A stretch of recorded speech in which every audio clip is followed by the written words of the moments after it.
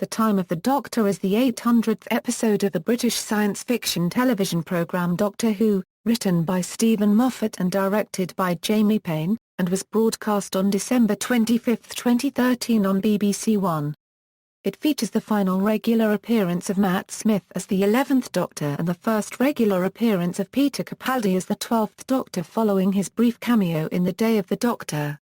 The episode also features Jenna Coleman as the Doctor's companion Clara Oswald, plus several enemies of the Doctor, including the Cybermen, Silence, Daleks, and Weeping Angels. The Time of the Doctor is the third installment in a loose trilogy of episodes, following The Name of the Doctor, and The Day of the Doctor, which together serve as the 11th Doctor's swan song. The episode addresses numerous plot threads developed over the course of Smith's tenure, including the prophecy of the Silence and the Doctor's fate on the planet Trenzalore, while also dealing with the regeneration limit established in The Deadly Assassin. The Time of the Doctor is also the 800th individual episode of Doctor Who, the 9th Christmas special since the show's 2005 revival, and Matt Smith's fourth and final Christmas special as the 11th Doctor. Plot: thousands of aliens orbit an unknown planet, from which a message no one can translate is continually being broadcast across time and space. With the assistance of a modified Cyberman head nicknamed Handles, which he uses as a personal assistant, the Doctor visits two ships, before leaving to Earth to pick up Clara and briefly meeting her family. On returning, Handles identifies the planet as Gallifrey, a statement the Doctor vehemently rejects. The Doctor and Clara are invited on board the Church of the Papal Mainframe, a space church headed by Mother Superior Tasha Lem, an old acquaintance of the Doctor. The church has secured the planet with a force field. Tasha asks if the Doctor wishes to be the first to explore the cause of the message. On arriving on the planet, the Doctor and Clara are attacked by weeping angels hiding in the snow of a frozen forest, but using the key under his wig, the Doctor materializes the TARDIS around them. Using the TARDIS, the Doctor and Clara find a town called Christmas, surrounded by a truth field, preventing anyone from lying. The message's origin is quickly identified as a crack in reality in the church tower. This crack is scar tissue from the cracks originally closed when the Doctor rebooted the universe. Handles identifies the language of the message as Gallifreyan and with the Doctor's help, translates the message as a question, Doctor Who? Repeating endlessly. The Doctor concludes the Time Lords are using the crack and calling to him for help, from the pocket universe in which Gallifrey was trapped, from which they wish to escape. If the Doctor answers the question and speaks his real name, the Time Lords will know they found the right universe and come through. However, this would also trigger a new time war as the alien species gathered above will attack them, and Tasha will not let this happen. The planet will be destroyed whatever the cost. The Doctor asks its name, and she states Trenzalore, the planet where he is to die. The Doctor tricks Clara into plugging a device into the TARDIS which transports her home, and remains on Trenzalore to defend it from attacks by the aliens overhead, creating a stalemate where he can't leave without sacrificing his home planet and its people, nor can he forcibly be removed for fear he will speak his name and let them return. After taking Clara home, the TARDIS begins heading back to Trenzalore, but Clara grabs onto its exterior and goes with it. To protect her from the time vortex, the TARDIS is forced to increase its shields, slowing down the return journey. Arriving back at Christmas, Clara meets a visibly aged Doctor who spent 300 years as its protector. Although he calls himself the 11th, the Doctor reveals he's used all of his 12 possible regenerations. His incarnation who fought in the Time War and the 10th Doctor's aborted regeneration are counted. He is therefore in his final, regeneration-less body. They are then brought to the Papal Mainframe now the Church of the Silence, where the Doctor learns that during this protracted stalemate, a chapter of the Church broke away and tried to avert these events by killing him off in the past, by destroying his TARDIS and engineering a child to kill him. More immediately concerning, however, is the revelation that Tasha and her crew have been taken over by the Daleks, converted into Dalek puppets. The Doctor taunts Tasha, awakening her anger, and allowing her to resist the Dalek conditioning. They all escape and return to the planet, as the Dalek fleet receives reinforcements and masses for war. Lying that he won't send Clara back again, the Doctor does so and she returns to Earth as the siege of Trenzalore becomes an all-out war. As the centuries pass, most of the races depart or are destroyed, leaving only the Silence and the Daleks. On the same day, the TARDIS reappears. Clara enters to find Tasha piloting the TARDIS. Noting flying the TARDIS was always easy, it's flying the Doctor that I've never quite mastered. Tasha returns her to Trenzalore, as no one should die alone, sending her to meet the now frail and senile Doctor at the point when the Daleks finally win control of the town. With nothing left, the Doctor goes out to face the Daleks in a final stand. Clara, unable to watch, returns to the crack and through it, begs the Time Lords to save the Doctor, urging it's owed to him for all he has done in his lives. The Doctor prepares to die outside, when the crack appears in the night sky. Regeneration energy flows from the crack and into the Doctor, granting him a new regeneration cycle and saving him from death. The Doctor uses the excess energy of his regeneration to destroy the Daleks. In the aftermath, Clara finds the Doctor, young again, in the TARDIS. He explains this rejuvenation is a reset for the new regeneration cycle to begin and the changing of his form is taking a while to start up. He delivers a eulogy to his current form, and hallucinates a final farewell to Amy Pond, the first person he met after his last regeneration. He then removes his bow tie, and drops it on the floor before abruptly regenerating into the 12th Doctor. After exclaiming he has new kidneys and complaining about their color, the Doctor declares that the TARDIS is crashing and asks Clara if she knows how to fly it. Continuity. As this is the 11th Doctor's final appearance, numerous plot threads developed over the course of his journey are addressed. Remnants of the cracks in the universe, the major story arc of the fifth series, are being used by the Time Lords in an attempt to break back into the universe after their rescue from the Time War. The intention of the Silence and the rationale behind the prophecy are revealed to prevent the Time Lords from returning to the universe and causing the Time War to begin anew. The Silence are also confirmed to be behind the destruction of the TARDIS that happened in the Pandorica Opens. The resulting explosion is what caused the cracks in the universe in the first place, a development which the Doctor notes is an ontological paradox. The Silence's attempt to kill the Doctor using River Song is also mentioned. The Doctor uses the seal of the High Council of the Time Lords to help analyze the messages coming from the crack and confirm if it is of Time Lord origin. The Doctor says that he stole the seal from the Master in the Death Zone, a reference to the 20th anniversary special The Five Doctors. The monuments in the small graveyard in the background on Trenzalore are of the same unusual shape as the ones which will later cover the planet, as shown in the name of the Doctor. A Punch-style Doctor puppet says during a town celebration that Christmas is defended. This echoes the very first Doctor Who Christmas special, The Christmas Invasion, when the newly regenerated 10th Doctor tells the Sycorax that it is defended. Production. Matt Smith said filming would commence on the episode when he had finished work on the film Lost River. He later revealed filming would start in September. The episode was directed by Jamie Payne, who previously directed the episode Hyde. The read-through for the Christmas special took place on September 4, 2013. In August 2013, Moffat stated in an interview that the Christmas episode would tie together the remaining story strands from the 11th Doctor era, some of which were introduced as far back as the 11th hour. Production on the episode was scheduled to start on September 8. Owing to his work on the film How to Catch a Monster, which required him to have a buzz cut, Matt Smith had to wear a wig to mimic the Doctor's hairstyle. In August 2013, it was revealed that the Cybermen would feature in the Christmas episode, when one of the show's regular stunt artists, Daryl Dawes Parker, tweeted that she would be playing a Cyberman. On November 23, 2013, the teaser trailer released on BBC One after the Day of the Doctor revealed that the Daleks, Weeping Angels, and the Silence would also be appearing in the episode. Although the Daleks and the Cybermen has previously met in Doomsday, and the Pandorica Opens, this marks the first time that the four species have appeared in an episode together. Revealed in the trailer is the Doctor's return to Trenzalore and the tagline Silence Will Fall, which has been repeated through Matt Smith's run as the Doctor.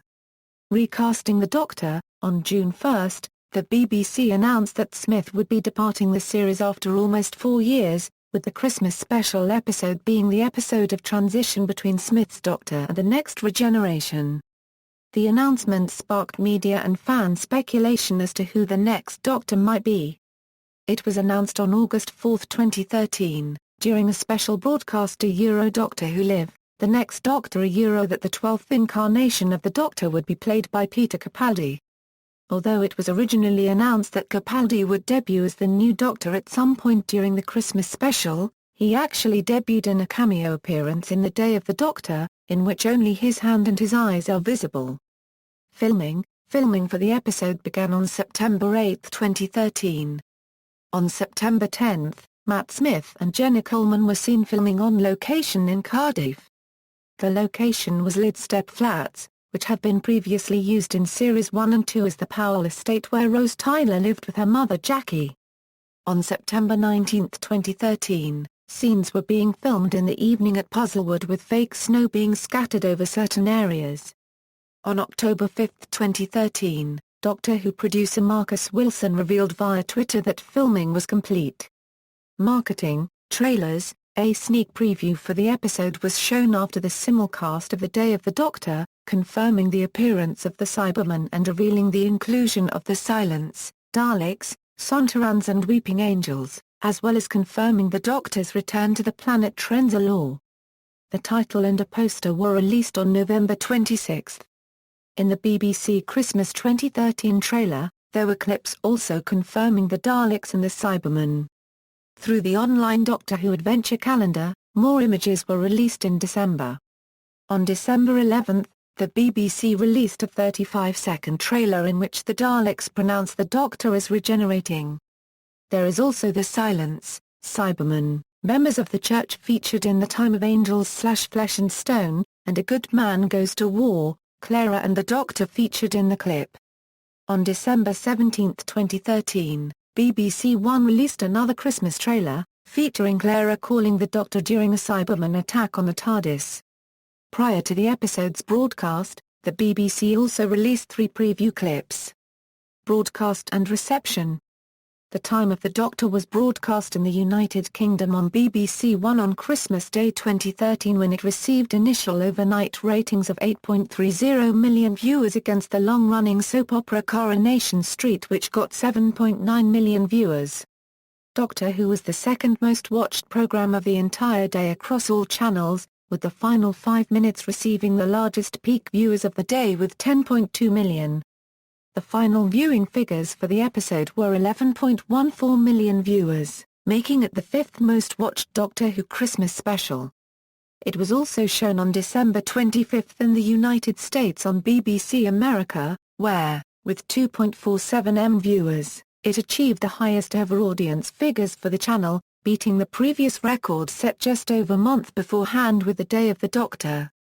It was also seen in Canada on Space, in Germany on Fox and in Israel on Yes Action. In Australia it aired on December 26 on ABC One, and in New Zealand, it screened on Prime Television during Boxing Day evening with 106,390 viewers. It received an appreciation index of 83 in the UK. Critical reception. The Time of the Doctor received generally positive reviews from critics. Dan Martin of The Guardian praised the episode as awfully good. He wrote that Steven Moffat has performed the 4th remix of the show's mythology in a row, tying up strands that date back to the beginning of Matt Smith's run. He added, "Perfectly, the rebooting of his regeneration cycle was done simply. Who could have guessed the Doctor's renewed regeneration cycle would be dealt with as simply as his best friend just asking nicely." IGN gave the episode a score of 8.4, great, writing that The Time of the Doctor was an exemplary exercise in celebrating the departure of a loved one. If you managed to stay dry-eyed during the Doctor's goodbye to Clara, then you should probably double-check your heart's still working, also lauding Karen Gillan's rather crowd-pleasing, tear-inducing cameo. While criticizing its rapid, almost breathless pace, they concluded, it was a melancholic yet ultimately merry end to one of the show's best Doctors to date. Los Angeles Times said that Matt Smith exited with comic energy and grace, stating, The Christmas special embodies the heartfelt style and playfulness that Matt Smith brought to his spell as the Time Lord. There are two ways to watch the series. The first requires a deep knowledge of its complicated 50-year history and an ability to keep complicated strands of time-twisting action straight in one's head. The other way is to watch it for the poetry, the resonances and the connections and a sense of wonder about life. IO9 noted similarities between the episode and the previous regeneration story, The End of Time, with the Doctor seeing the person he first saw in his current incarnation before regenerating and, both are weighed under by the ominous, threatening shadow of their previous legacies, and in ways, both falter because of it.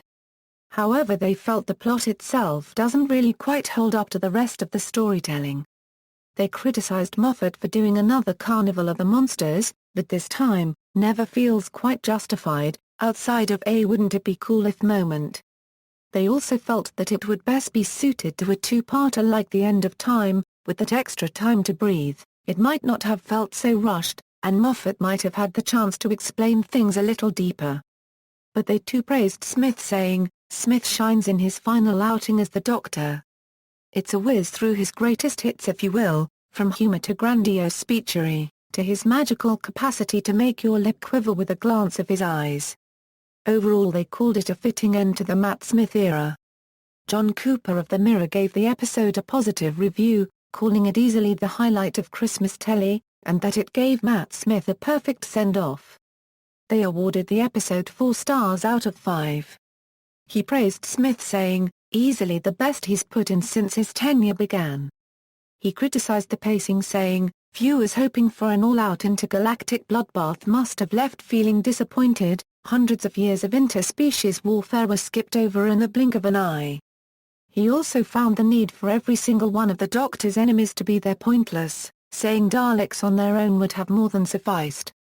He also found similarities with The End of Time, mainly the regeneration sequence, with the Doctor removing one piece of his costume before changing, and the now traditional callback to the previous regeneration with Capaldi's entrance with the kidneys line. The Independent gave a positive review, saying that Smith gave a cracking final performance before bowing out. They also said that the episode was a sci-fi spectacular. But they also criticized the plot as being too complicated for its own good. Morgan Jeffrey of Digital Spy gave the episode 4 stars out of 5 and said that Matt Smith steals the show, his final turn on Doctor Who is one of his very finest, perhaps even his absolute best. He also compared it to David Tennant's final episode and said Smith's regeneration scene too is a thing of beauty. Like David Tennant before him, Smith gets to break the fourth wall, just a little, in his extended final monologue. It's perfect. He also was positive towards Clara and suggested that she was now being written in a more human, empathetic way in the wake of the Impossible Girl arc. Although such efforts were well-intentioned but rushed, he felt that there were steps being taken in the right direction with the character. He praised Jenna Coleman's performance, saying she is dependably excellent. But he did say the time of the Doctor is a case of the parts being greater than the whole. It has great scenes and standout moments rather than being a great episode. He also criticized the pacing and felt that a repetitive story structure robbing many key moments of their power. Alistair Wilkins of the AV Club was overwhelmingly positive in his review, praising the subtle emotional complexities. This episode belongs to Matt Smith, and it's entirely likely that this will go down as his finest work in the role. Steven Moffat takes great care to spotlight every aspect of Smith's Doctor. He is alternately grumpy, funny, awkward, flirty, inquisitive, giddy, and heartbroken, and that simply covers the bits up to the reveal of the crack in reality. The old age makeup isn't entirely convincing though I'm not honestly sure any old age makeup has ever been entirely convincing but Smith nicely modulates his performance to suit the increasingly wizened versions of his Doctor. He also praised the episode for being an effective final act rather than a stand-alone story. He gave the episode a rating of A. Cal Anderson of Nerdist wrote the finale might leave a percentage of fandom cold, but I can't unregistered trademark think of a better way for the 11th Doctor to end his tenure. He stated, there were lots of loose ends for writer Steven Moffat to tie up, but somehow he did it. of the Doctor's protection of Trenzalore, et Euro unregistered trademark S. This action that is the perfect farewell to the 11th Doctor. Hey Euro unregistered trademark S. The Doctor, more than any other, who has run away and not wanted to be tied to any one place or time.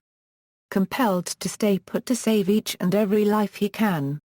The final scene allowed the 11th Doctor to go out with dignity and both appreciate the sadness of leaving without casting a pall over the new. He added, "We get our first, very fleeting glimpse of the next Doctor, Peter Capaldi, who is just as intense and strange as we probably expected."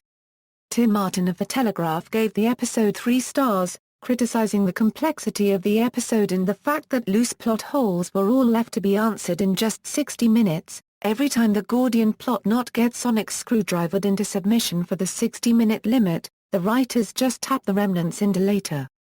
What's the deal with the creepy brain-wiping creatures known as the Silence? Later. The name of the Doctor?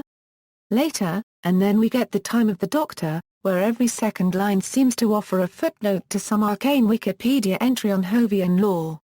But he praised Smith's final performance saying, "The actor was so good as the childlike alien." Radio Times said they were really warming to the current companion, especially now she's free of the impossible girl baggage. Perky, resourceful, best friend material, Jenna Coleman's Clara has a tangible echo of Lee Sladen's Sarah about her. They noticed an end-of-time callback, with the Doctor seeing his previous companions before his regeneration and how the 10th Doctor destroyed the TARDIS with regeneration energy. The 11th Doctor destroyed a Dalek ship with it. They look forward to seeing Peter Capaldi take over with his gaunt, lizard-like face and with frou-frou hair. In Peter Capaldi, we have a Dreamwish Doctor. Home media. The Time of the Doctor was released on DVD and Blu-ray in the United Kingdom on January 20, 2014, in Australia on January 22, 2014 and was released in the United States on March 4, 2014. It is accompanied with a behind-the-scenes feature and 2 documentaries. The UK and Australian releases additionally comes with an extra disc featuring the 11th Doctor's previous Christmas specials, A Christmas Carol, The Doctor, The Widow and the Wardrobe, and The Snowmen. The special will be re-released on DVD and Blu-ray on September 8, 2014 as part of a 50th anniversary collector's box set alongside The Name of the Doctor, The Night of the Doctor, The Day of the Doctor, An Adventure in Space and Time, and The Five-ish Doctors Reboot. References. External links, The Time of the Doctor at the BBC Doctor Who homepage, The Time of the Doctor on TARDIS Data Core, an external wiki, The Time of the Doctor at Doctor Who, A Brief History of Time, The Time of the Doctor at the Internet Movie Database.